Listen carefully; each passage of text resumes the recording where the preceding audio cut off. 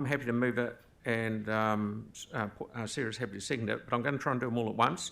Item 5, 6, 7, 8, 9, 10, 11, and 22, 23, 24, and 25, and 26. Put them all together. All of those in favour? Aye. Against? Thank you, that's carried. So what I thought I'd do is go into the staff reports for PC 14, and then we'll have a break after that. All right? It might have to be a long break, I don't know. So I'd like to welcome Mark, Sarah and Brent.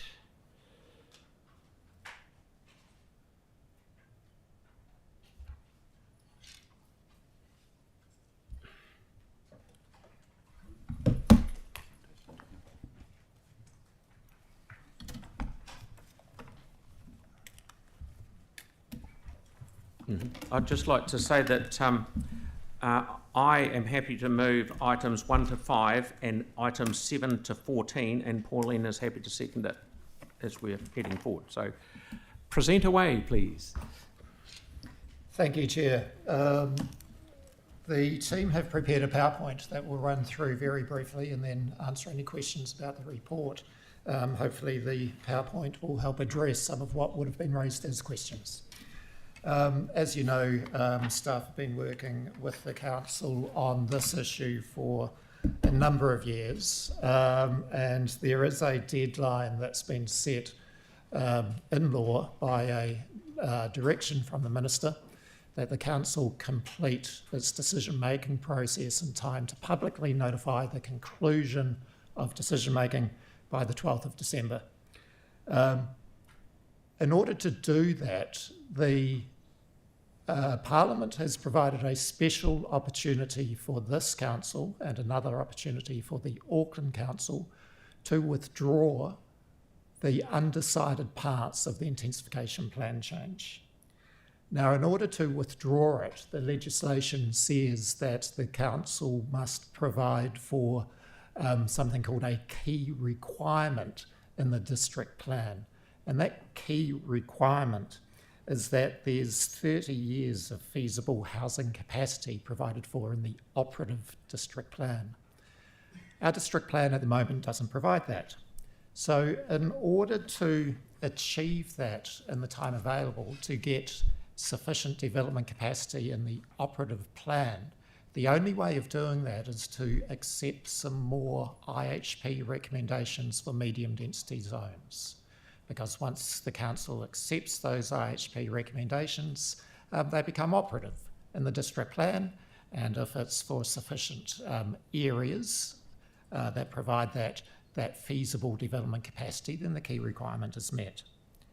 Now, the report, as a result of the number of information sessions and workshops that the council has had, is recommending some areas that, for medium density, that are focused around commercial centres.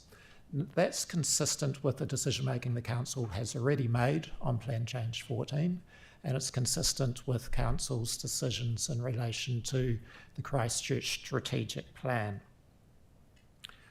The recommendations, Mayor, that you proposed for being accepted are for the areas that are needed in order to reach the key requirement that I just described.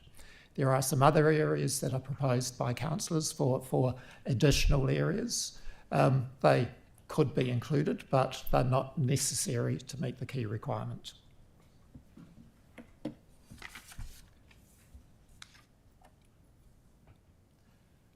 The Resource Management Act path to withdrawal of the undecided parts of Plan Change 14, which I've just summarised. The Act provides an ability for the Council to apply to the Minister for the Minister to approve the Council withdrawing the undecided parts of PC 14.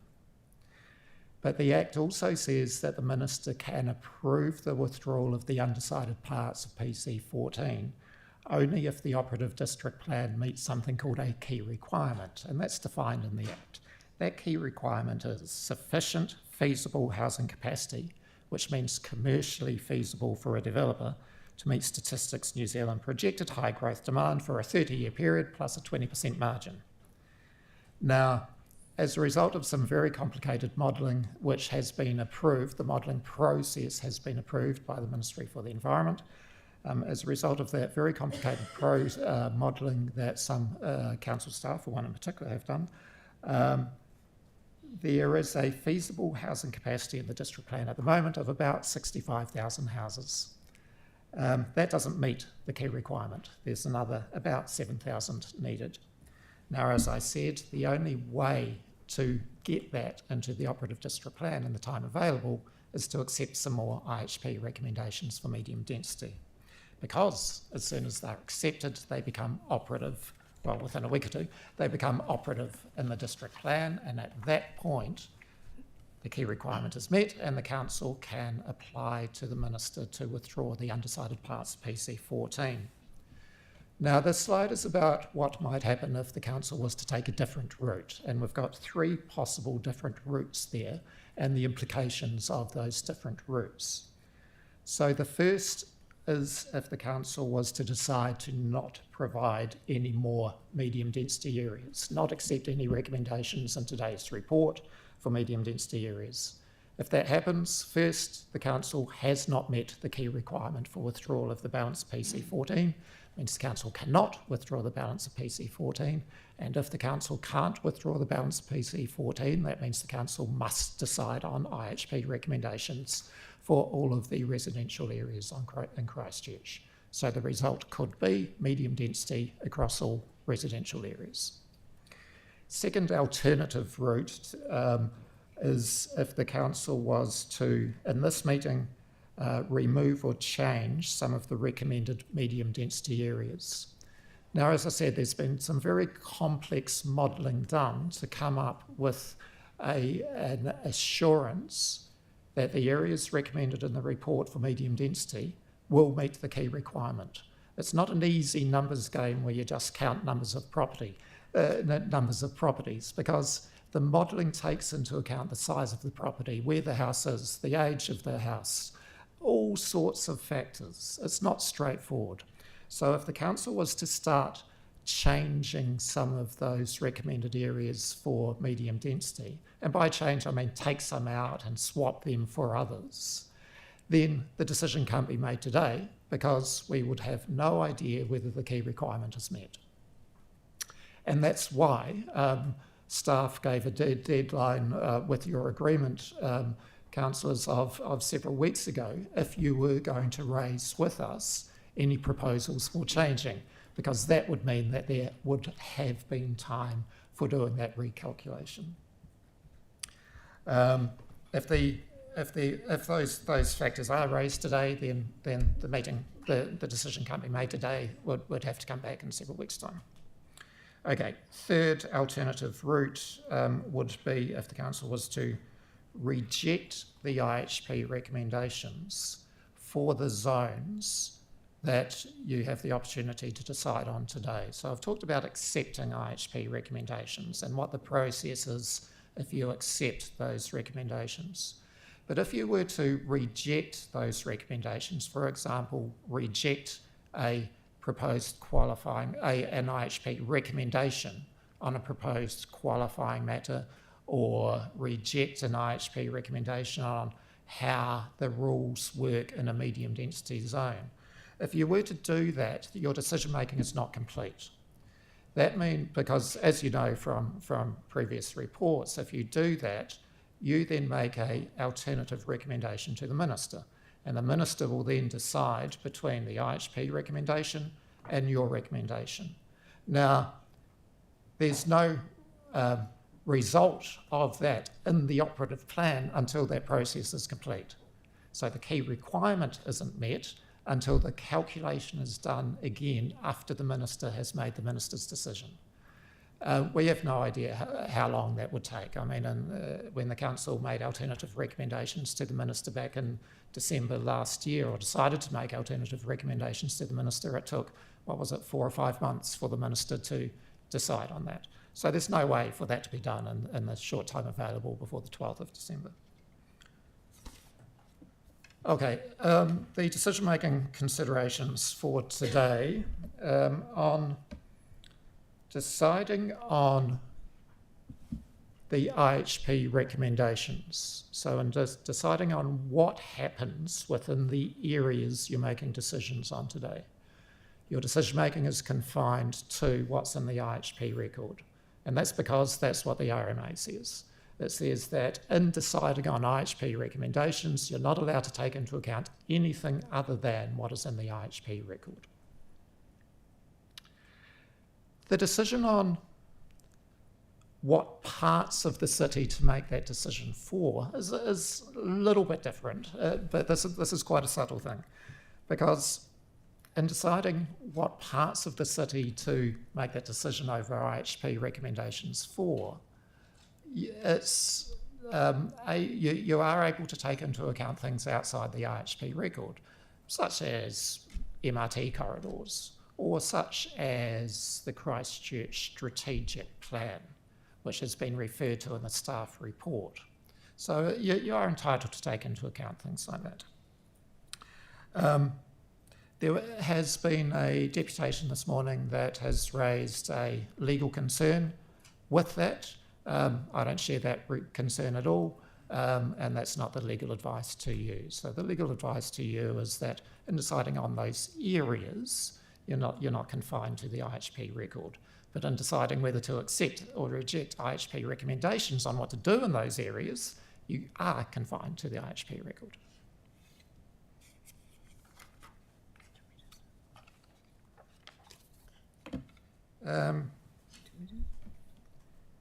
Yeah, Sarah, I think this is just passing over to you from here. Yes. So the Act doesn't provide us to any time for further consultation and engagement on Plan Change 14.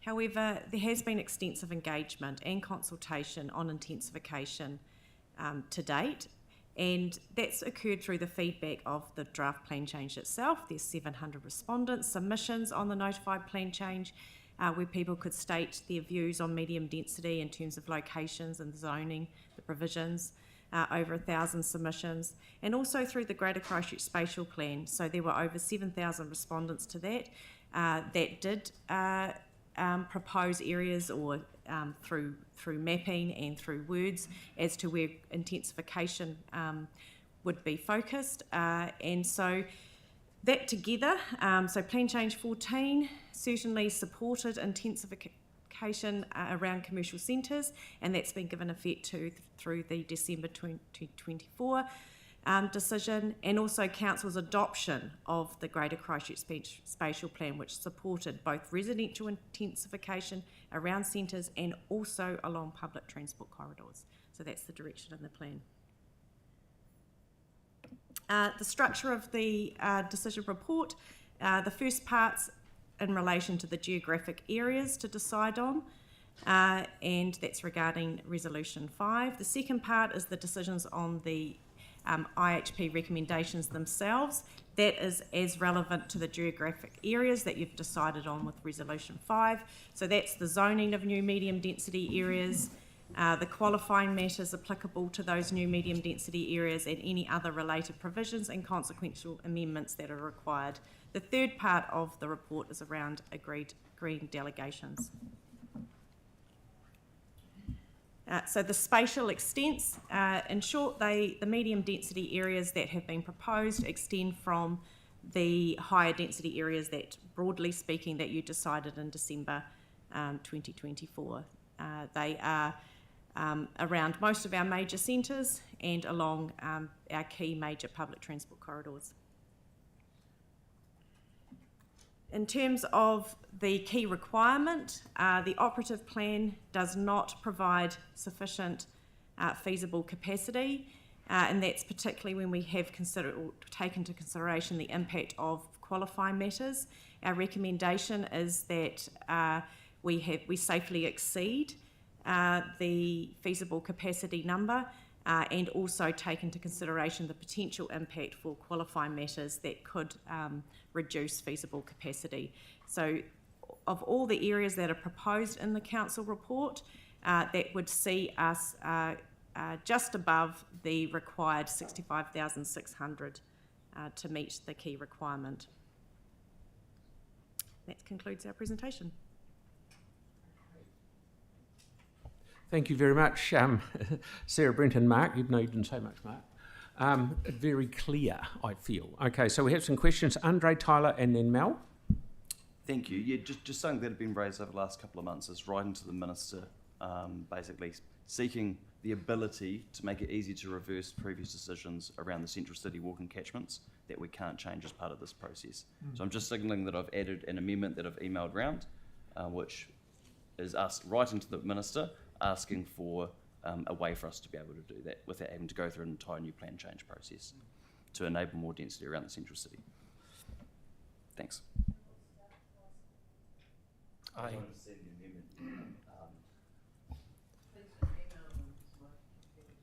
Can you just read it out? It's quite short, and then staff can respond. Yeah, sorry, I should have just read the thing. Yeah, so agrees to write to the Minister requesting the ability to revisit previous decisions on the city centre walking catchment as Sydney mixed use to enable more density around the central city without undertaking a new plan change. So all it is writing to the Minister, yeah, because they're doing law changes and everything else, maybe there's a way for that to be easier than it taking a bunch of years. Councillor, subject to the views of the team, there is another report coming to Council next week about what's called the plan stop. And so this is the bar that's been introduced in the new legislation against further plan changes. Now, there is an opportunity in the legislation to apply to the Minister for exemptions from that bar on plan changes. So can I suggest that it might be a good opportunity to talk about your proposed resolution in the context of that as a proposed plan change? It may be quite different to an exemption, I guess is my point. So the government is changing laws, and it might not be that we need an exemption to enable more density around the central city, but it might be that it's a law change, it might be that it's permissions from the Minister. So I see it as a little bit different. And in the context of what we're doing today, which is trawling through the suburbs looking to make up numbers, it's at the same time asking the Minister to let us enable more density around the central city. So I see it as having more context to what we're doing here today than potentially an exemption that won't fix. Yes, for there this is issue, you know what I mean? there is also the streamlined planning process, which doesn't have a split plan stop. So that is another consideration, and we can discuss that with you at our next briefing with you. Thank you. I suggest we would do both, and also. Thank you, Sam. Did you have a bit of input? Thank you. I was just wondering, because I'm not opposed to writing to the Minister, but we fell into the habit for some time of just writing, and we didn't necessarily get anywhere. But I'm not opposed at all. I'm just wondering if, is it something we could agree to do next week once we've got the information? Because it might be that we send something that doesn't necessarily, or can we, even if we agree to do it, but just not send it until we've had our briefing next week? Because it might just make more sense to kind of get the information. Yeah, sure. We agree to it. Yeah, well, the point is that we're agreeing to do it doesn't necessarily mean writing before. Yeah, it's just You it know, might change Wednesday based on what next we get week. next week. Yeah, but we're agreeing to write on that basis. Yeah. So John? Can I just clarify, would that be a separate plan change or would it be part of PC14? the point is trying to find a way that it doesn't require an entire new plan change and take years. And the Minister's going to fall off his chair of us asking him to potentially let us enable more housing, and I think we're very receptive to it. I'll just add to that, though, Councillor, that there is no way to do it without a plan change. Well, It's That's basically the answer. asking for a legislation change Yes. to enable the Minister to overturn our previous decision where we had a tied vote, which didn't enable the SOMO area to be upzoned. Yeah, so he's got powers now to overturn council decisions on some things, but not that one. And so getting a new legislation change to enable just that decision to be overturned Okay, understood. would stop all of the cost and things involved in doing a new plan change. Yeah. Right. Tyler, please. Kia ora, guys.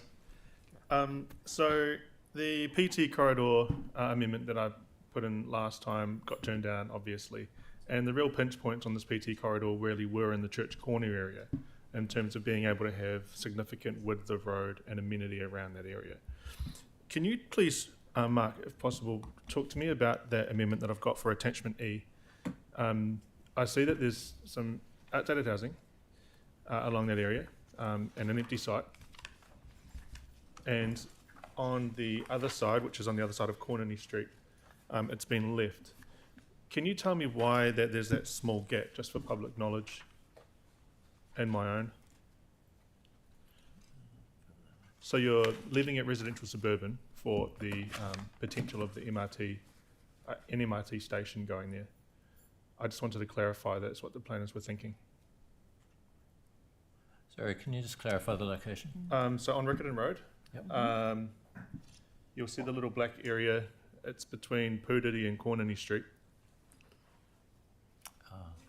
So then I've left that other bit after talking to Ike, because there could be potential of some mass rapid transit station there. I just wanted to clarify that that's the case, and if it's even worth having that residential suburban there, because that road is really wide. It's nearly 5 lanes wide in comparison to the Church Corner area, which is extremely confined. We don't have sufficient detail at this point around the width of the corridor required in that location, or where the stop will be, or that's yet to be confirmed. So we're unable to advise whether along that section the properties either side need to be preserved as residential suburban to provide for that future proofing of MRT. But Okay, it just seems like after reviewing it, it just sort of doesn't make sense in comparison to when we could have actually made it wider for Church Corner, which was turned down. But we are, however, pursuing a notice of requirement to provide protection of land for MRT. great, okay. So just one wee question from me, Brent, and the way that Pauline and I have done it without number 6, okay? We've passed, if we don't need 6 to get across the finish line for the minister. Correct. And going forward, one day, and it might be a long way down the track, or in 2 years' time, we can go and identify these things if there's a massive, but we have we've won the race, so to speak, without having to have that in at this stage. Correct. Okay, Melanie. With the map proposed today, around those options we were first presented with a few months ago, initially when this brought back to us, which of those does this fit the most closely with?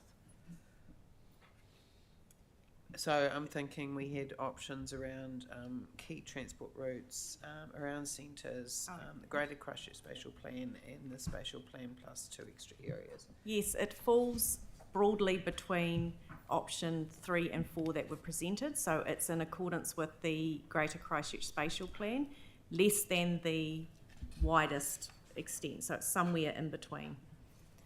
And some areas are lesser than in the spatial plan, as far as I can Yes, assess yes. as So well. there has been some decisions to pull areas back and to extend. I mean, ultimately a line has to be drawn, and staff did their very best to try and interpret the comments made through those briefings and find a line, and that's why we've been sharing the maps to this date and then specifically asking for any changes.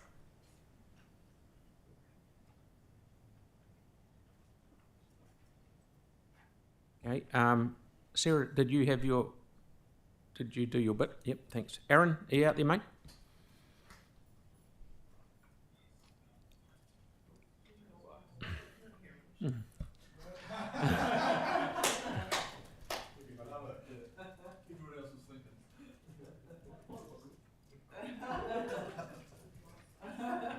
Okay, no good?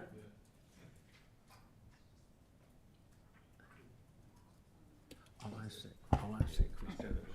We'll do it now. Right. Okay.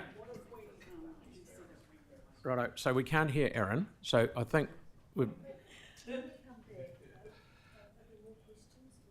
Yeah, we can break now and come back for more questions. Yeah, I think all the questions are very good, and I think we've got very good answers, but we will have the opportunity to do more questions. People can go away and think about things and stuff like that, is that right? Have you got a question? Yes, just during the break, I'm wondering if we could get some more detail on point 6 attachment E, just so that I could understand parts of that. I know you're not pushing that through, but I'm really interested in seeing how we can infill that. Yep, grab those guys. Just that down there. location. So Yep. Yep. 6B, Okay. Yep. Thank you. So I think we might as well, we'll work towards 11:30. Okay. Thank you very much.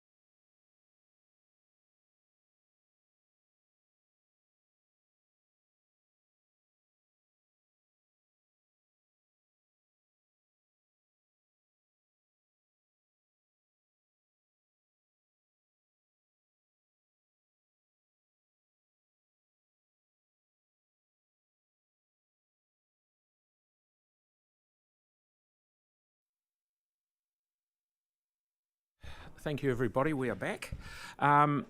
So, more questions or any clarity that anyone wants? Aaron's online. We didn't do his question because we couldn't hear him. Can we hear you now, mate? I think so. Yes, lovely. Okay, so I just got a question around the number of the 65,000. Did that slide earlier say 65,000? Say again, mate. 65 what? Short and sweet. Yeah, that's good. Yeah, you're spot on, Aaron. Okay, so we haven't got any more questions, I don't think. No, we haven't. So we'll go into... Oh, hello? Sorry, there, mate, gotcha. Thank you. Oh, yeah, sorry, you dropped off. Can you still hear me? Yep. Yeah, so I saw a slide earlier, the 65,000, did that say 65,000 plus 20%? Yes. No, the 65,600 includes the 20% margin. Oh, it includes it. Okay, Yes. and I saw that somehow some wonks come up with that number of 65,000. Where does that number come from? Because Christchurch has never had that growth ever. That's set in the requirements under the Act, and that is we are required to demonstrate that we have feasible housing capacity for 30 years using the high growth projections, and then you've got to add a 20% margin. That equates to 65,600. That's specified in the Act. Right, but did anyone check that number? Because that is almost a 50% increase over 30 years. Oh, yeah, no, they've checked it to death, mate. They've done an extremely good job over 5 years, haven't we? Yeah, well, yeah, they might have, but they've come up with a number of growth that Christchurch has literally never, ever had. Aaron, it's kind of, it's a bit of a moot point because government have indicated what we have to do. I know what you mean, but it is almost... Yeah. Oh, is that like their economy growth numbers? Yeah, thank you, Aaron. Righto, we'll rip into debate now. Has anyone got anything they would like to discuss? Well, Mel can start because she put her hand up first. Look, I 100% understand the concern of current homeowners to increase the zoning to allow more housing intensification. This is already happening in a number of areas, including in Spraydon, with multi-storey developments popping up between current housing stock. It comes as a shock to people, and it's creating areas that are in a transition phase. It's difficult for people to digest, but it does deliver new homes to those that need them. Council needs to work on what it does to address this intensification, how it changes the streetscapes and adds additional parks and other amenities for the current and new residents in these medium density areas. We really haven't thought about it yet. Now, I just want to cast your mind back to 6th of March 2024, 18 months ago, when this council ratified the Greater Christchurch Spatial Plan. That plan aimed to address a number of issues and plan for the future of Christchurch. One of these aims, and I quote, was to prioritise sustainable and accessible transport choices to move people and goods in a way that significantly reduces greenhouse gas emissions and enables access to social, cultural and economic opportunities. This is a worthwhile goal, and as I said, one we've already ratified. So, regarding the plan today and the specifics of the areas that we've worked through to zone to medium residential zone, I just want to note that the areas for medium density in Spraydon Ward, which of course I represent, is actually slightly lesser than within the Greater Christchurch Spatial Plan, and it extends what's currently zoned primarily along both sides of Hallswell Road, along which a very popular number 7 bus runs from Hallswell into the central city, and NZTA is currently building bus lanes along there as we speak.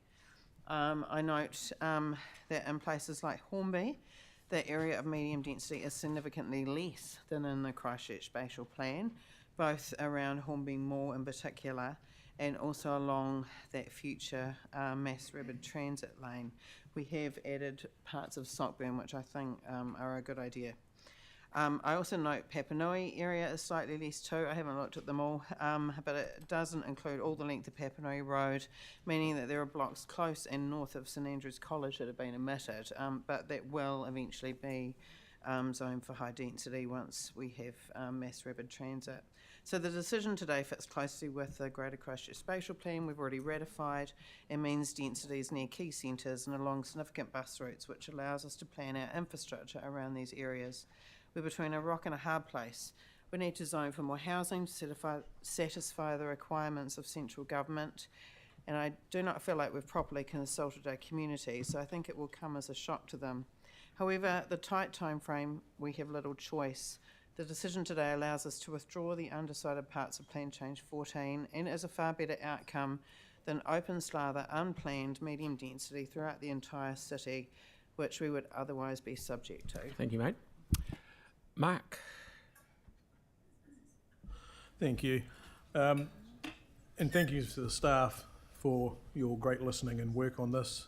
It's been an interesting journey, and as alluded to there by Councillor Coker, yes, the reach into the Hornby community is severely reduced from the Greater Christchurch Spatial Plan. That has come about because of the hard work of people around the table here, and I'm really thankful for the staff that they listened well. And the Hornby community was dreading having masses of medium density spreading into the suburb. So to do what we're doing there is sensible. It gives us that transition from the high density, which the Minister generously decided for us, and allows the transition into the normal residential zone. So thank you for all the work there. It's an interesting day for Christchurch in the fact that we are between a rock and a hard place. We're backed into a corner having to make a quick decision so that we can minimise the effect of this medium density through the widespread neighbourhoods of Christchurch. We as a council decided to try and find a way to opt out of doing medium density everywhere so that we wouldn't let the genie out of the bottle and could plan the medium density better. So this decision today, whilst it feels like it's rushed, it's been a journey for pretty much the full 3 years, and it will be good to finally get this across the line and then get that letter off to the Minister to apply for the opt-out. And then as things like MRT materialise into the future, we can start to infill more of the pieces that are there for the optionals, and we can start to really plan the city well along those routes. So thank you for the journey you've taken us on, and thank you for your patience with all of us. And here's hoping today we can get this decided, move forward, and we can give you a Christmas back. Thank you, Mark. Sam. Thank you. I think Mel's covered most of what I was going to say. The only point, which I wouldn't expect Mel to say, was that around, if we think back to how we first rejected this as a council under Leanne, actually. So what was it, 2022, 2021? I think the council made a very bold decision then that has paid off today. So if you think about it, and I know Chris Bishop and I, who, despite what publicly sort of said, we actually get on really, really well, was that, somehow we've sort of wasted our time. We haven't. The government changed their policy because of what Christchurch did. If we hadn't stood up to the government back then, they would have not have given us the opt-out provisions that are here today. So that is a result of what we have done as a council. So look, it is bittersweet, I think, to get to this point. We don't actually have any choice, but it's a damn sight better than what we had if we hadn't stood up to the government in the first place. To be very, very clear, the National Party changed their policy in the run-up to the election to give opt-out the ability for people. That would not have happened if the Christchurch City Council did not reject what the government was pushing through. Okey doke. Who next? Pauline, yes, please. I haven't really finished thinking about what I'm going to say, but look, passing this today does not mean that this added intensification or zoning is going to happen overnight. However, we are seeing the impact of intensification happening anyway, particularly around my area in St Albans, and I know Addington as well. It's already significant. And what we're seeing is quite a large loss of amenity, trees, people's sunlight, and it would be really, really good if we could, going forward, look at what we can do about this. Also, the impact of actually the buildings when they're being constructed, often causes a lot of stress in communities, and I think it would be really good to develop some sort of a memorandum of understanding between developers, their project manager, and the impacts that they're having on the communities, and to urge them to consider how they can do this better. So we're going to the area of tree loss. We did try to get a financial contribution built in, but that clause was knocked back, sadly, by the Minister, and that might have helped us to retain some of the trees. I think this council should do some work going forward on looking how we can provide green space and pocket parks in areas that are having this incredible intensification, because the places that are being built are quite small, and when they end up with families in them, they will need green spaces to go to. So some sort of strategic plan around this would be good. So this is not perfect, but I think we should be thanking the Minister for allowing, who Sam gets on so well with, for allowing Christchurch City Council to opt out and offering a reduction of intensification areas. So let's hope, and maybe we could pray, that he accepts our proposal. I'd also like to thank staff as well. I think we all will thank staff for the 5 years' work on this. And I think you'll walk out of this room today breathing a large sigh of relief. I know you will. So thank you. Okay. Tim, then Pauline. Tim, then Sarah, please. Yeah, thank you, and especially thank you to staff. It has been a long journey for you, and you've done really well. I was just talking to Brent before, and when I first got elected, we went in front of a panel at the George Hotel, which is generally National Party MPs, talking about the yellow peril. So although that was almost 12 years ago, it's kind of like full circle, but with just different governments. But the one thing there is Wellington. So yeah, so it's been a very, very long journey for you. I just hope with regards to this that there are some loopholes that we can actually negotiate with regard, one of them being when developers build older adult living, which is more permissive, and then at the last minute they seem to change it, and with the Commissioner's permission, of course, and then it's open slather. So there are some things I'm hoping that we can actually do that will be listened to more by central government rather than just being kind of brushed under the carpet, so to speak, because we want to do the best for our residents, our staff want to do the best for our residents, but we must work within legislation that's dictated to us. So I want to thank you for the work you've done. It's been outstanding. Cheers. Thank you, Timothy. Sarah, please. Again, huge mihi to staff who've done an enormous amount of work under really tight resourcing and pressures from councils over a number of years now. I think we've come to a really good sort of compromise position, and I'm glad that the government has enabled for us to do this, to put more density in areas where it makes sense, and to opt out of the rest. But we really do need to focus on the next stage now, because urban planning isn't just about the lines on a map, it's about the transport too. It's not just where the houses go, but how people get around. So we've already got New Zealand's slowest commute for the metros. We're due to grow by about 30,000 people in the next 10 years. That could be, at current rates, 20,000 more cars on our roads during rush hour, driving through everyone's neighbourhoods, getting into the central city or around. And we really need the government to come to the party when it comes to active and public transport to make sure that people can travel more efficiently around the city, from all of these homes to the recreation, to their jobs, and all of those things that they need to do. So, you know, Chris Bishop says he's an urbanist at heart, and I really hope that the transport stuff comes on board a lot more quickly with funding for active and public transport to match this plan. Thanks. Thank you, Sarah. Andre, please. Thank you. Just on Councillor Cotter's point, not all households will end up with kids. I promise you mine will not. There are differing views on this issue, but one thing we had good consensus on is that density should be focused around the areas that makes more sense, such as the central city. Reality is we decided not to allow more density around some parts of the central city, south of Morehouse Ave and north of Belly Ave. We decided not to do that. Here we are today, trawling through our suburbs, looking to make up numbers. We agreed in July that the greater spatial plan made the most sense out of the four not ideal options. This is a map of it here. It did include all of the MRT routes. A lot of them have since vanished, or some have, some haven't. This wasn't crazy old Councillor Moore's idea, that's what they were on this plan.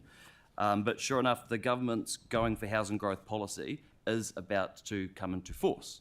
And that will require us to enable density along all of the corridors, whether we like it or not anyway. That's what's about to happen. We can pretend it won't, but it is about to happen. So we certainly can't walk away today and claim to be heroes because we've stopped density on these corridors, because it's going to happen. And certainly when we're asking for investment in the most significant transport investment in generations in the city, we'll at the same time be saying, hey, we tried to make those routes less viable with less housing. It's not going to make a whole lot of sense. But I'm really surprised today that we are approving a plan that enables more density in areas like Hillmorton, Halswell, Hornby, Belfast, but not on key inner city areas like Maryvale on that very mass rapid transit route. Why is this area exempt but not others? Goodness knows, beats me. I don't know, but I don't support it because it just simply doesn't make sense. And it's all well and good to be making up the numbers today, but our job isn't to make up numbers, it's to plan a city well, plan for what's coming, and it's to enable more housing where people work, where people study, and where efficient transport routes will be. On a positive note, I trust that my amendment to ask the Minister to enable us to allow more density around the central city where it makes sense will be supported unanimously. That shouldn't be contentious at all. Thanks very much.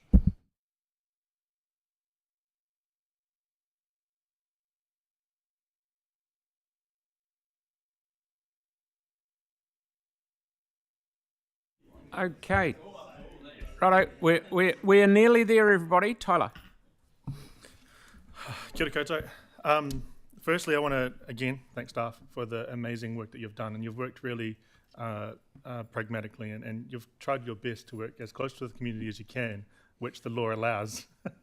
And, you know, legislation is an extremely complicated thing to navigate, particularly when many of us who were elected members came from different backgrounds, have different experiences with legislation and policy, and you've actually been able to convert that into the community as well as best as you can. I know Riccarton off the back of my hand. I'm well across all of the issues across nearly every single suburb, and each suburb has different needs, wants, and aspirations. And when I see this map, it actually made me reflect on the last PC14 deliberations we had around the high residential MPSUD saga that we had. And I also noticed, and many people are recognising this, that Riccarton Road is sort of the border. It reminds me of the Hunger Games a little bit, when you've got two completely different people on different sides of the fence. However, I'm really proud to see that Pico Shands has been enabled to develop. And many who don't know, around that area, it used to be an old social housing block. Many outdated homes that need upscaling and revamping and renovations. And these are first home buyers, these are renters, these are students who are living in those areas. We also noticed down around Vicky Street, which is actually included in here near Riccarton High School, which helps improve amenity there too. The houses are all outdated, run down, and they need upscaling also. But one of the greatest achievements that I've noticed throughout this process is actually getting Antonio Hall moving. And when I first started in my year one, that was one of the main priorities that those people on that corridor actually wanted. They wanted to see Antonio Hall gone, and they wanted to see some development happen there, whether it be student accommodation, a retirement home, or whatever it is, an event centre.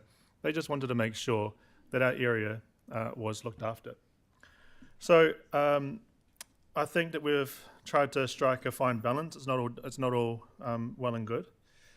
Within the Sockburn area, I'm happy to see that still stay residential for now. And not because I live in the area, it's because, one, the community weren't ready for it. And two, there is a lot of neighbourliness and community within those areas, not saying that there isn't in any other way. In saying that, I've got an amendment to put forward in regards to one development that needs to be pushed forward, and that is on the MRT corridor route. Attachment 6B between Cornini and Pūteri Streets. It's about 5 houses.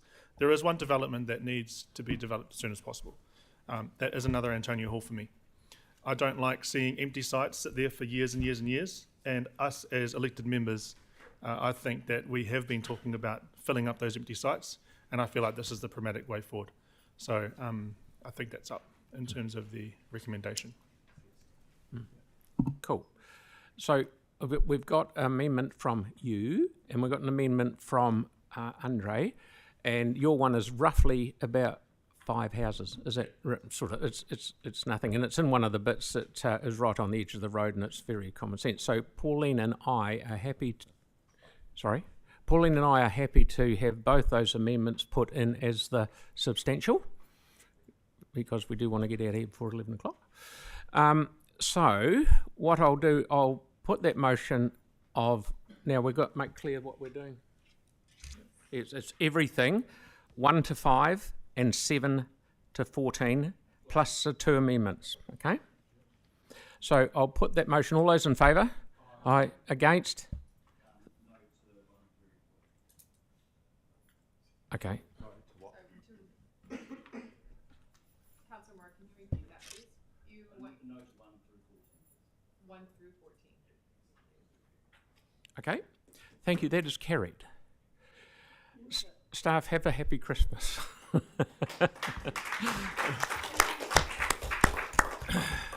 Right. Now, you want to see something go fast? Watch this.